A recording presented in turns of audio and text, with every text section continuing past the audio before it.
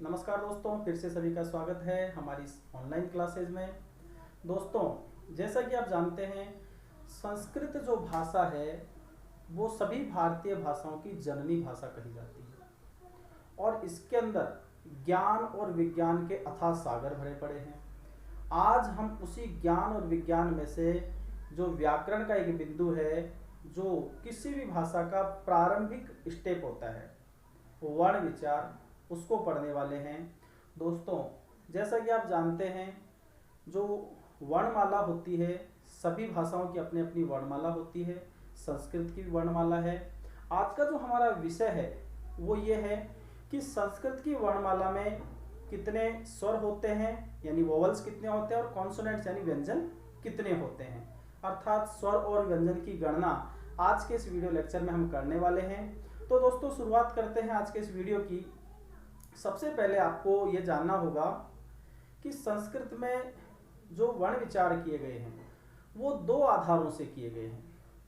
एक तो जो माहेश्वर सूत्र है,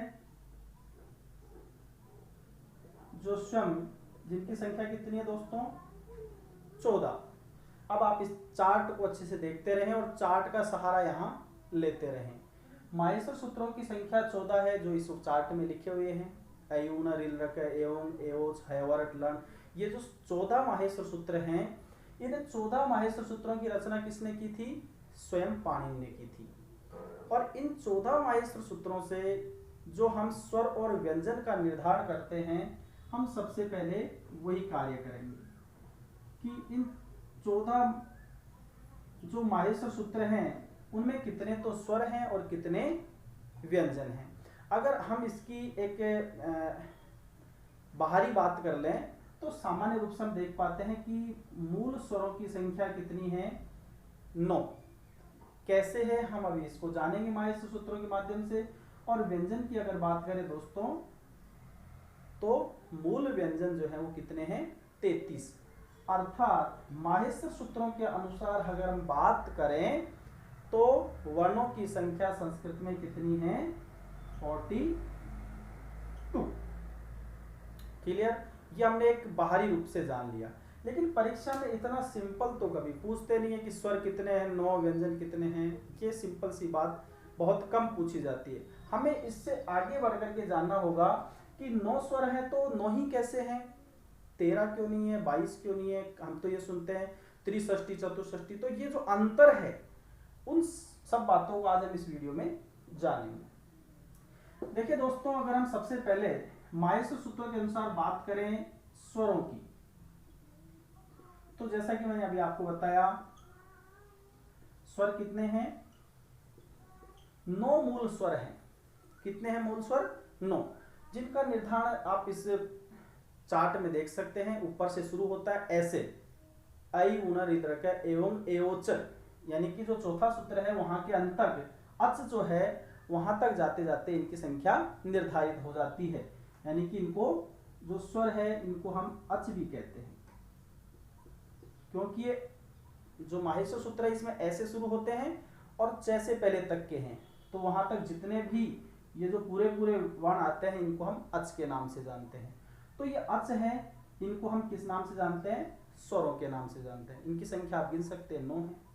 अब इन्हीं के अंदर, इन्हीं स्वरों के अंदर अगर हम बात करें तो स्वर यहाँ 2 प्रकार के हैं दोस्तों, ह्रस्व स्वर और दूसरे हैं दीर्घ स्वर। ह्रस्व स्वर तो कौन से हैं और दीर्घ स्वर कौन से हैं? कंफ्यूजन आपका होता है, क्योंकि अब यहाँ हम ह्रस्व से लिखेंगे जैसे शुरू में लिखा है ऐसे लेकर के और क तक, अक। ह्रस्व स्वरों की अगर बात करें तो इसको हम कह सकते हैं अक प्रत्याहार के अंतर्गत जो वर्ण आते हैं उनको क्या कहा जाता है? ह्रस्व वर्ण कहा जाता है। ऐसे कह के बीच तक ए, ई, उ, री और लृ, ये 5 जो हैं इनको हम क्या कहते हैं दोस्तों? ह्रस्व स्वर कहते हैं। स्वरों की कुल संख्या 9 है, उसमें जो प्रारंभिक 5 हैं उनको हम किस नाम से जानते हैं? ह्रस्व स्वर के नाम से जानते हैं। परीक्षा में कई बार इस प्रकार से पूछा जा सकता है, ह्रस्व है या दीर्घ है, इस तरीके के प्रश्न भी पूछे जाते हैं। तो हमें जानकारी होनी चाहिए कि ये 5 जो वर्ण हैं इनको हम क्या कहते हैं, स्वर कहते हैं, ह्रस्व स्वर। इसके आगे के ए, आई, ओ, औ, ये जो 4 वर्ण हैं, ए, ओ, आई और औ, ये जो 4 वर्ण हैं इनको क्या माना गया है, दीर्घ माना गया है। किसमें, माहेश्वर सूत्रों में। हम किसकी बात कर रहे हैं, माहेश्वर सूत्रों की बात कर रहे हैं। इन्हीं को आगे जाकर के पाणिनि ने अपनी जो दूसरी एक कृति है उनकी पाणिनि शिक्षा, उसमें जाकर के उन्होंने इन्हीं को और विस्तार से समझाया है और इनका प्रारूप वहां बढ़ा दिया गया है। इसी वीडियो लेक्चर में हम उनके बारे में भी जानेंगे कि वो जो बढ़ाया हुआ रूप है वो क्या है। तो प्रारंभिक बात हमें ध्यान रखनी है, संस्कृत में मूल स्वरों की संख्या 9 है। माहेश्वर सूत्रों के अनुसार अगर स्वरों की संख्या पूछी जाए तो 9 है। वहां अगर दीर्घ की बात करें तो 4 है और अगर ह्रस्व की बात करें तो 5 है। ये हमारा पहला कंफ्यूजन आपको दूर करना है कि स्वरों की संख्या 9 है, जिसमें 5 ह्रस्व स्वर हैं और 4 दीर्घ स्वर हैं। अब हम इससे आगे बात करते हैं, स्वरों के बाद में व्यंजनों की बात करें। माहेश्वर सूत्रों के अनुसार ही कर रहे हैं और माहेश्वर सूत्र यहां ऊपर लिखे हुए हैं। अगर हम बात करें दोस्तों व्यंजनों की, तो व्यंजनों की संख्या आपको कुल तो कितनी बता दी गई, 33। अब इन 33 को हम किस आधार पर रखें, तो देखो 33 में सबसे पहले आते हैं वर्गीय व्यंजन। कौन से व्यंजन, वर्गीय व्यंजन। वर्गीय व्यंजन कौन से होते हैं, कु, लिखा हुआ है वहां, कु, चू, टू, टू और पू। इसके अंदर जैसे कि वहां लिख रखा है क वर्ग के 5 वर्ण आ जाएंगे, इसमें च वर्ग के 5, इसमें ट वर्ग के, इसमें त वर्ग के और यहाँ प वर्ग के 5 वर्ण होंगे। तो ये जो वर्गीय व्यंजन है इनको और किस नाम से हम जानते हैं, जैसे कि वहां लिखा है इनको स्पष्ट वर्ण भी कहते हैं, स्पर्श वर्ण भी इनको कहते हैं, स्पर्श भी इनको कहते हैं और इसके अलावा इनको उदित वर्ण भी कहते हैं। ये ध्यान रखना, मैंने आपको कहा कि सामान्य से संख्या तो आप जान लेंगे, लेकिन उससे आगे और इनके बारे में जो स्पेशलाइजेशन है वो आप कैसे जानेंगे, तो वो हम यहाँ विस्तार से जानेंगे। इनको उदित कहा जाता है, उसका रीजन ये है कि आप कु, चू, टू, तू, पू, इनके अंत में जो ऊ की मात्रा देख रहे हैं, ऊ मतलब उत, ठीक है, ऊ यानी उत की जहां क्या होती है, इत संज्ञा होती है। यहां इसका अगर विच्छेद करेंगे क्या हो, उत और इत, अर्थात जहां ऊ की इत संज्ञा होती है उनको क्या कहा जाता है, उदित कहा जाता है। ये ध्यान रखना, इसलिए इनको क्या नाम दिया गया, इनको स्पर्श वर्ण भी कहते हैं और इनको उदित वर्ण भी कहते हैं। किनको कहते हैं, ये जो कुचुटुप के जो वर्गीय व्यंजन है पांचों के 25 हो जाते हैं, प्रत्येक में 5-5 गिनोगे तो कितने हो गए, 25। ये वर्गीय व्यंजन होते हैं जिनको आप किस नाम से जानते हैं, स्पर्श भी कहते हैं और उदित इनको कहा जाता है। इसके अलावा इनको कुचुटुप भी कहा जाता है। तो ये थे आपके व्यंजनों की अगर हम बात करें तो इसके अंदर वर्गीय व्यंजन 25। इसके आगे अगर हम बात करें दोस्तों तो आते हैं आपके ऊष्म।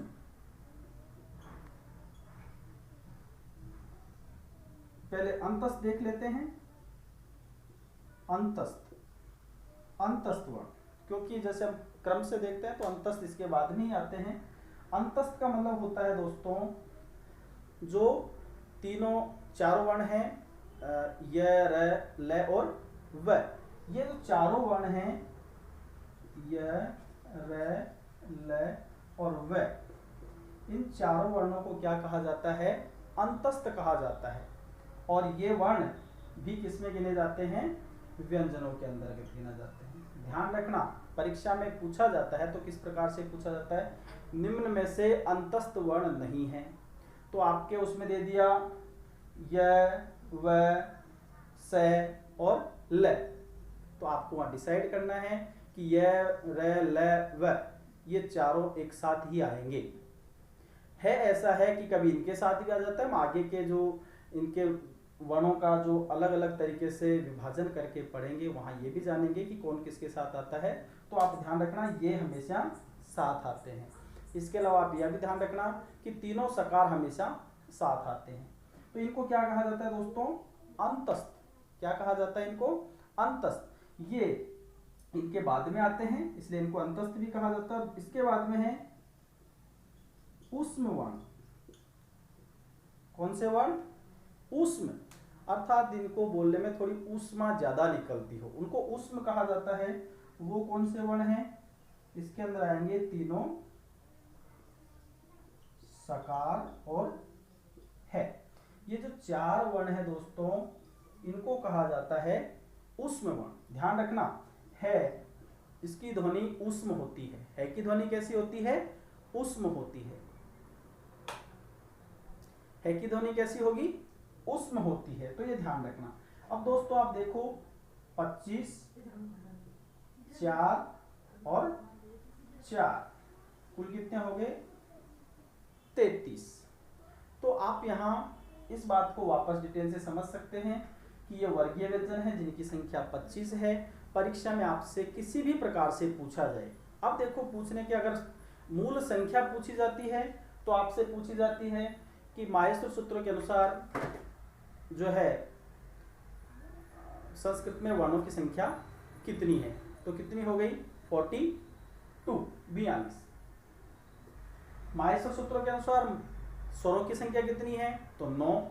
अगर व्यंजनों की पूछी जाए तो 33 और 33 और 9 42। ये कॉन्सेप्ट है। इसके अलावा आपको जानकारी रखनी है, अगर स्वरों की बात करें तो स्वरों के भी दो भेद किए गए, ह्रस्व स्वर और दीर्घ स्वर। व्यंजनों की बात करें तो इनको 3 भागों में बांटा है, वर्गीय व्यंजन, अंतस्थ और ऊष्म वर्ण। तो दोस्तों ये था हमारा विभाजन माहेश्वर सूत्रों के अनुसार। अब माहेश्वर सूत्रों से आगे जब उन्होंने पाणिनीय शिक्षा लिखी तो उस पाणिनीय शिक्षा में उन्होंने इनको और ज्यादा गहराई से समझाया और वहां उन्होंने लिखा त्रिषष्टि चतुष्षष्टि या वर्णा शंभु मते मता। क्या मतलब है इस कारिका का? पाणिनीय शिक्षा के अनुसार या कहा जाए कि त्रिषष्टि चतुष्षष्टि या वर्णा शंभु मते मता, या लिखा जाए त्रिषष्टि चतुष्षष्टि। इस नियम के अनुसार अगर हम वर्णों की बात करें तो कितने हैं? तो 63 या त्रिषष्टि का मतलब होता है 63, चतुष्षष्टि यानी 64। तो 63 या 64 वर्ण कैसे होते हैं इसको भी उन्होंने पूरे विभाजन के साथ, पूरे नियमावली के साथ इसको समझाया है। हम भी उसको समझने का यहाँ प्रयास करते हैं।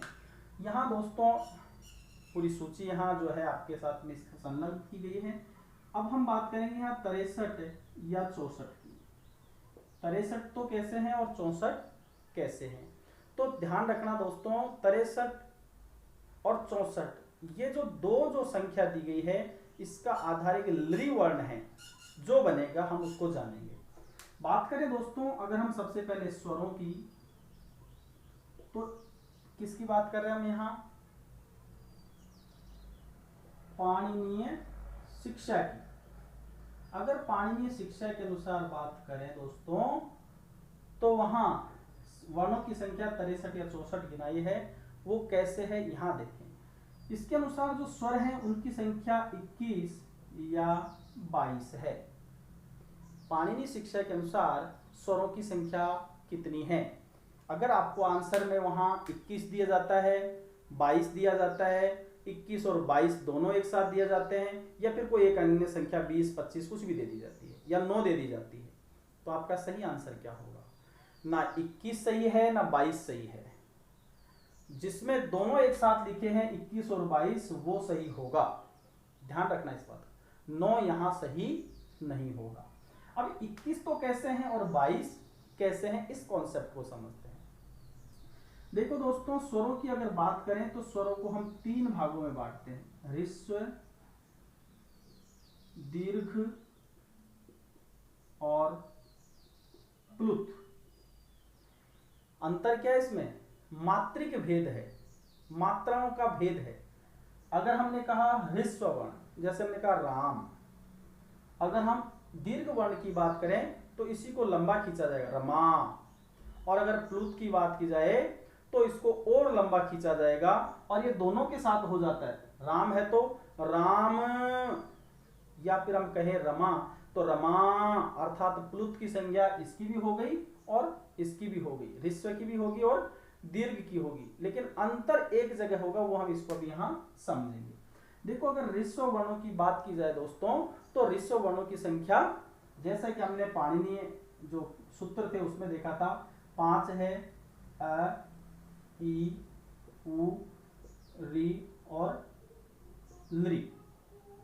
ठीक है, इससे आगे अगर हम बात करें दीर्घ वर्णों की दोस्तों, तो यहां इन्होंने दीर्घ वर्णों की संख्या जहां पहले 4 थी, अब इनके भी दीर्घों को यहां गिन लिया है उन्होंने। ए के बाद में क्या आता है आ, ई के बाद क्या आता है ई, उ, ये री, इन चारों वर्णों के भी दीर्घ गिने गए हैं। और इसके अलावा 4 वो थे जो वहां गिनाए थे, ए, आई, ओ और औ, ये 4 आपने पहले गिन लिए थे। यानी कि दीर्घ वर्णों की संख्या कितनी हो गई यहां 8। किसके अनुसार, त्रिषष्टि चतुष्षष्टि वाला जो पाणिनि शिक्षा का मत जो है उसके अनुसार ये 8 हो गए। अब बात करें अगर हम प्लुत वर्णों की दोस्तों, तो ध्यान रखना प्लुत जो है इनकी भी संज्ञा होगी प्लुत की। जैसे हम लिखें अ, ई, उ, री और इसके अलावा लृ। ये यहाँ कंफ्यूजन, इसको आप अभी कंफ्यूजन को अपन क्लियर करेंगे। और इसके अलावा ए, आई, ओ और औ। ठीक है, यहां ये इन्होंने विकल्पात्मक रखा है कि अगर यहां आप इस लृ को गिनोगे प्लुत के अंदर, तो इनकी संख्या कितनी हो जाएगी 22, ये 9 हो जाएंगे। और अगर आप इस लृ को नहीं गिनते हैं तो फिर ये कितने हो जाएंगे, 4 और 4 8 हो जाएंगे। ठीक है, अगर आप इसको 8 मान के कार्य करेंगे तो कितने हो जाएंगे, 5, 8 5 13 और 8 21 हो जाएंगे। अगर आप इसको 9 मान के कार्य करते हैं, अर्थात इस लृ को भी मानते हैं, तो फिर संख्या कितनी हो जाएगी 22। तो 21 और 22 होने का आधार क्या रहा, पुनः समझें, ह्रस्व वर्ण 5 हैं, 5 ही हैं। दीर्घ में इन्होंने इन 4 वर्णों को और ऐड कर लिया जो इन चारों के दीर्घ हैं। ठीक है, लेकिन इनको यहां प्लुत में नहीं गिना जाएगा, ध्यान रखना। इसके बाद में यहां अगर प्लुत की बात की जाए, तो प्लुत अगर इस लृ की यानी कि हम बात करें दोस्तों, तो अभी इसको और मैं अच्छे से आपको समझाने वाला हूं। लृ की अगर हम बात करें तो इसकी या तो ह्रस्व संज्ञा होती है या फिर इसकी प्लुत संज्ञा होती है।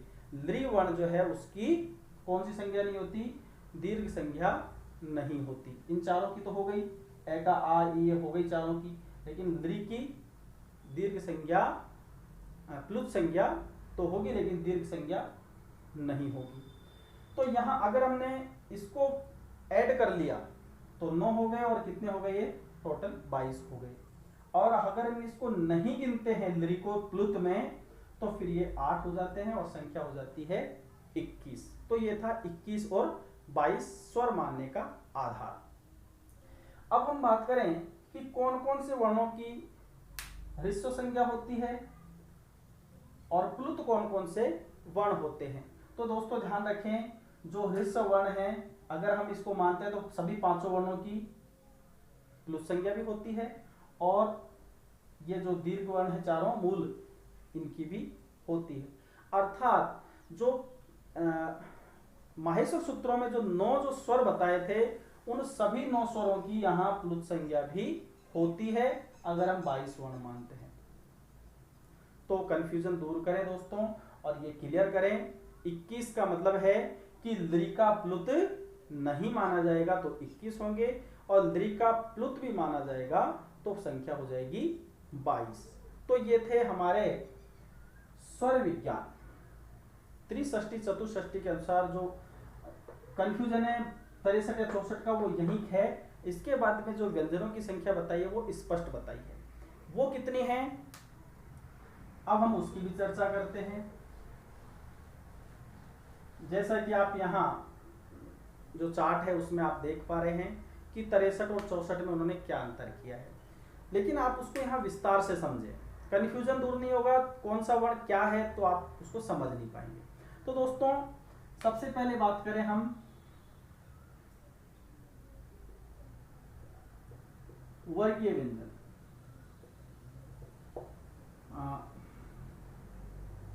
व्यंजनों की बात करें, त्रिषष्टि या चतुष्षष्टि जो व्यंजन माने हैं, वर्ण माने हैं, उसमें 42 आपके क्या हैं, 42 व्यंजन है। वो 42 व्यंजन कौन से हैं? पहले हमने 33 गिने थे, अब 33 से 9 और कौन से बढ़ाए हैं वो देखें जरा। वर्गीय व्यंजन जैसा कि आपने माहेश्वर सूत्र में पढ़ा था, कितने हैं? 25, जिनके और नाम जो भी हैं अपन ने वहां अच्छे से जाना। इसको उदित भी कहते हैं, स्पर्श भी कहते हैं, ये वहां जाना। इसके आगे हमने जाना अंतस्थ, इनकी संख्या कितनी है? 4। ठीक है, कौन से हैं अंतस्थ? पुनः लिखने की आवश्यकता वैसे नहीं है, चार्ट में लिखा हुआ है। इसके बाद में अगर हम बात करें ऊष्म वर्णों की, इनकी संख्या भी कितनी है? 4। कौन से हैं? तीनों, सकार और है। इतना हम पहले जान चुके हैं 33 के बारे में। अब इससे आगे जो क्रम से बढ़ता जा रहा है, अब उनके बारे में जानेंगे। तो सबसे पहले हम जानते हैं अनुस्वार और विसर्ग के बारे में। अगला जो वर्ण पाणिनि शिक्षा माना है वो है अनुस्वार। एक वर्ण है अनुस्वार। अनुस्वार कहाँ लगती है? किसी भी वर्ण के ऊपर जो लगती है उसको क्या कहते हैं हम? अनुस्वार। इस तरीके से ऊपर लगती है अनुस्वार। फिर है बात अगली विसर्ग। विसर्ग आप जानते हैं कैसे लगती है विसर्ग? किसी भी वर्ण के, जैसे राम है तो राम है, इस तरीके से विसर्ग लगती है। ये हो गया। इसके अलावा है अगला जिह्वामूलीय। जिह्वामूलीय वर्णों की संख्या कितनी है? ध्यान रखना दोस्तों, जिह्वामूलीय वर्णों की संख्या सिर्फ एक ही है। ये अच्छे से ध्यान रखना। कई बार आपने क्या कई जगह पढ़ा है, क्या पढ़ा है? क, और फिर इसी तरीके से ख। आपने जाना एक ही और एक, ये दो हो गए, लेकिन ऐसा नहीं है। यहां दोनों ही जगह समझे, मैं आपको लिख देता हूं कि जिह्वामूलीय क्या है। जिह्वामूलीय दोस्तों अर्ध विसर्ग होती है। ये जो इस तरीके का निशान होता है ना, ये इसको जिह्वामूल कहते हैं। कब कहते हैं इसको जिह्वामूल? अगर ये ऐसा क के पहले लगा हुआ है या फिर ऐसा ख वर्ण के पहले लगा हुआ है तो इसको कहते हैं जिह्वामूल। इसको अर्ध विसर्ग कैसे बोला जाता है? जैसे विसर्ग हमने यहां लगाया, अनुस्वार ऊपर लगाया, विसर्ग यहां लगाया हमने जैसे, तो ये विसर्ग जो है, जितना ये विसर्ग राम है जैसे बोला गया है, उसी का आधा अर्ध विसर्ग के बराबर होता है जिह्वामूलीय। ये निशान अगर क या ख दोनों में से किसी भी वर्ण के पहले आ जाता है तो इस निशान को कहा जाता है जिह्वामूलीय। इसकी संख्या 1 है। इसी तरीके से अगर हम बात करें उपपदमानीय की, उपपदमानीय, तो इसकी संख्या भी कितनी होती है? 1। उपपदमानीय कब होता है? निशान यही होता है अर्धविसर्ग का, अर्धविसर्ग का निशान, लेकिन ये कब आना चाहिए? प या फिर फ वर्ण के पहले अगर ये निशान आता है तो इसी निशान को क्या कहा जाएगा? यहाँ उपपदमानीय कहा जाएगा। यही निशान अगर कैसे पहले आ जाए तो इसको जिह्वामूल कहा जाएगा, और अगर यही निशान पैसे पहले आ जाता है तो इसको उपपदमानीय कहा जाता है। ये अंतर बहुत ही बारीक है, आपको जरूर समझना है। दूसरी बात ये भी आपको ध्यान होनी चाहिए कि इनकी संख्या कितनी होती है? 1, अर्थात एक जिह्वामूलीय होता है और एक उपपदमानीय होता है। होता क्या है? ये संकेत है जिसका अगर आपसे प्रश्न ऐसे पूछा जाए जिह्वामूलीय किसके बराबर होता है, तो कहा जाएगा विसर्ग के बराबर, अर्ध विसर्ग के बराबर, अनुस्वार के बराबर, अर्ध अनुस्वार के बराबर। तो किसके बराबर लिखोगे आप? तो आपको पता होना चाहिए जिह्वामूलीय या उपपदमानीय का जो निशान या चिन्ह होता है वो अर्ध विसर्ग के समकक्ष होता है। इससे अगली अगर हम बात करें दोस्तों तो वो है दुस्पष्ट। क्या है? दुस्पष्ट। दुस्पष्ट वर्ण कौन सा होता है? आजकल जो हम राजस्थानी भाषा का जो प्रयोग करते हैं, जैसे अड़ू या इस तरीके का वर्ण करते हैं ना, जैसे किसी का नाम है कालू और हम कहते हैं कालू, है ना, आलू को आलू, इस तरीके से जो हम प्रयोग करते हैं उस वर्ण की संख्या भी एक है दुस्पष्ट वर्ण, और ये इस तरीके से लिखा जाता है, इस तरीके से वर्ण होता है। ठीक है, यहां इस तरीके से इसको लिखा जाता है, ये होता है अड़ू। दुस्पष्ट वर्ण इसको संस्कृत में कहा जाता है। पहचान भी पूछी जा सकती है, या ये भी पूछा जा सकता है कि निम्न में से पाणिनि शिक्षा के अनुसार वर्ण नहीं है, तो ये ध्यान रखना, ये है, ध्यान रखना ये है। अगर माहेश्वर सूत्रों के अनुसार पूछा जाए तो उसके अनुसार ये नहीं है। तो यहां तक हमारी बात हुई 25, 4, 29, 33, 34, 35, 36, 37 और 38। कितने की बात कर ली हमने? 38 की बात कर ली। अब हम इससे आगे, हाँ, अब हमारे इसके आगे 4 वर्ण बचते हैं। आप एक बार इनको अच्छे से समझ चुके हो तो हम 4 वर्णों के आगे चर्चा कर लेती हैं। 4 वर्ण जो है वो है यम। क्या कहा जाता है उनको? 4 वर्ण कौन से हैं? यम वर्ण। यम वर्ण कौन से होते हैं दोस्तों? आप उसकी डेफिनेशन समझ भी सकते हैं, यहां मैंने उसका एक सूत्र भी या फॉर्मूला भी दिया है। जो जैसे हमने कोई भी एक पद से इसको उससे समझेंगे अपन, जो वर्गीय व्यंजन होते हैं, वर्गीय व्यंजन कौन से वर्गीय व्यंजन? पहला, दूसरा, तीसरा, चौथा, जो चारों वर्गीय व्यंजन हैं, यानी पहला, दूसरा, तीसरा और चौथा, इनमें से कोई सा भी वर्गीय व्यंजन पहले आ रहा हो और उसके बाद में क्या आ जाए? 5वां वर्ण आ जाए, तो ये पहले वाला वर्ण जो है वो द्वित्व हो जाता है, अर्थात 2 बार बोला जाएगा, और जो इसमें बाद वाला वर्ण होगा उसको कहा जाता है यम। सभी वर्गीय व्यंजनों का देखो एक उदाहरण से हम इसको अच्छे से बेहतर तरीके से समझ सकते हैं। जैसे मैंने लिखा अग्नि, क्या लिखा? अग्नि। अब यहां देखो दोस्तों आप, ये ग 2 बार लिखा गया है। क्यों लिखा गया इसको 2 बार? था तो क्या ये ग था, और ग के बाद में क्या आ रहा था? ये नी आ रहा था और ये ग था। तो ये ऐसी स्थिति होने के कारण इसको हमने क्या किया? 2 बार लिखा। एक बार गया और फिर दूसरी बार फिर गए, 2 बार गया लिखा गया। ऐसी स्थिति के अंदर अब ये आप देख रहे हो, ये वर्गीय व्यंजनों में पहला, दूसरा, तीसरा, चौथे में से तीसरे नंबर का है, तो ये बाद वाला जो है ना, यानी कि ये, इसको हम क्या कहेंगे? यम कहेंगे। क्या कहेंगे इसको? यम। अब ये इसकी संख्या कितनी बताई है? 4। यमों की संख्या कितनी होती है? यहां यम कितने होते हैं? 4। सभी को मिलाकर के हो जाएंगे 42। यम जो 4 हैं वो कौन से हो गए? अगर यह स्थिति पहले वर्ण के साथ में होती है, यानी पहला वर्ण 2 बार आया और बाद वाले को आप जैसे क्या गिनोगे? जैसे यहाँ ये तीसरा वर्ण 2 बार आया है, इसी तरीके से पहला वर्ण भी तो 2 बार आ सकता है, दूसरा भी आ सकता है, तीसरा भी आ सकता है और चौथा भी आ सकता है। आप चाहो तो एक उदाहरण से इसको और समझ सकते हो। जैसे हमने लिखा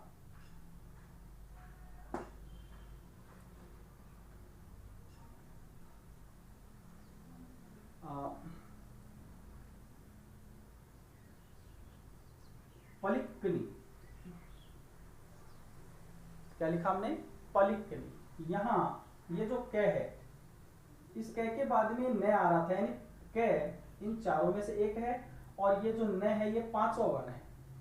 किसी भी वर्ग का हो, हमें कोई फर्क नहीं पड़ता। ऐसी स्थिति के अंदर हमने क्या किया? इस क को 2 बार लिखा, और 2 बार लिखने के बाद में ये जो बाद वाला वर्ण आ रहा है इसको हम क्या कहेंगे? यम कहेंगे। यहां हमने क को, यानी पहले वर्ण को यम कहा है। अब हमने जो अग्नि वाला लिया था उदाहरण, उसमें तीसरे वर्ण को यम कहा था। अर्थात पहले वर्ण के साथ में ऐसी स्थिति होगी, दूसरे के साथ हो, तीसरे के साथ हो, या चौथे वर्ण के साथ हो, चारों में से किसी वर्ण के साथ में अगर ऐसी स्थिति होती है तो उसको यम कहा जाता है। इस आधार पर यमों की संख्या कितनी हो गई? 4 हो गई। तो ये हमने टोटल जो गिने हैं तो कितने हो गए 42। अब आप देखो त्रिषष्टि और चतुष्षष्टि वाला आपका कार्य यहाँ सिद्ध होता है या नहीं होता है। अगर आप 63 की बात करें तो स्वर कितने होंगे यहाँ 21, अर्थात यहाँ लृ का प्लुत नहीं होगा। ठीक है, 21 और व्यंजन जो है वो कितने हो गए 42 और ये हो गए 63।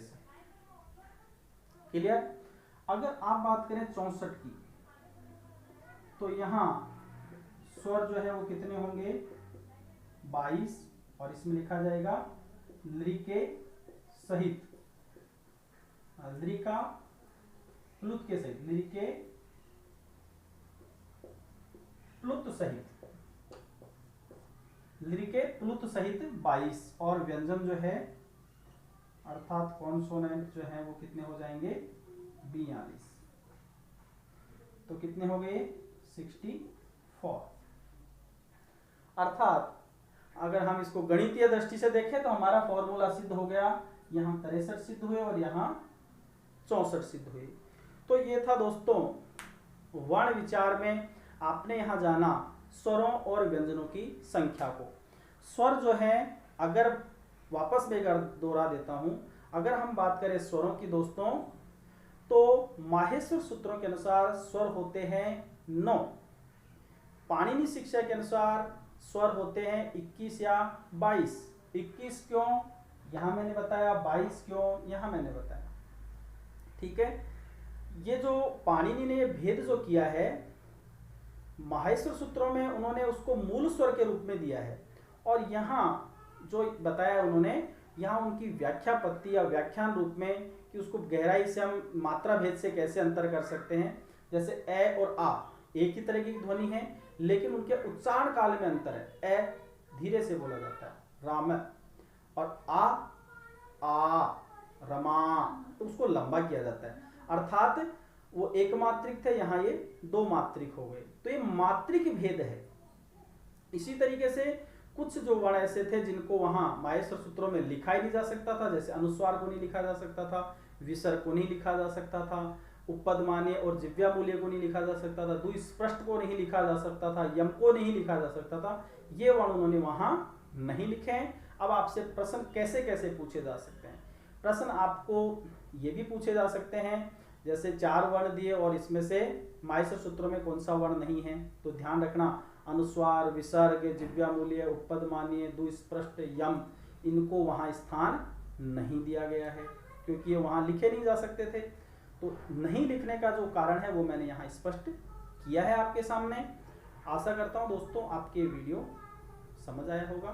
धन्यवाद।